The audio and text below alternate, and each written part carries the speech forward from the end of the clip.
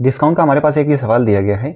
सवाल में लिखा है 1000 की वस्तु पर 20% की वृद्धि फिर 10% की छूट, तो कीमत क्या होगी। यानी कि छूट के बाद जो हमारी बची हुई कीमत है उसको हमें बताना है। तो हमारे पास सबसे पहले क्या है, 1000 की वस्तु है तो हम सबसे पहले लिख लेंगे 1000 रुपये।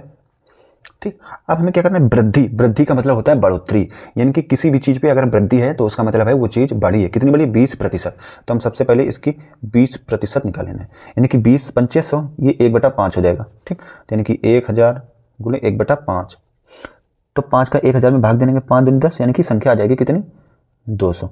यानी कि 20% वृद्धि जो है हमारे पास, यानी कि 1000 में 200 रुपये बढ़े। तो 1000 में जब 200 बढ़ेंगे तो टोटल कितना हो जाएगा कि 1000 प्लस 200, तो ये हमारे पास कितना हो जाएगा, 1200 रुपये। ठीक, अब क्या कह रहा है, वृद्धि फिर 10% की छूट, यानी कि छूट का मतलब क्या, कमी।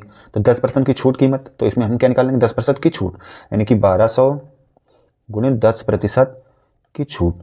तो 10 से 10 ये कट गया, 10 से 10, यानी कि 120 रुपये और हमें छूट मिली है। तो छूट कितने में मिली है, 1200 रुपये पे।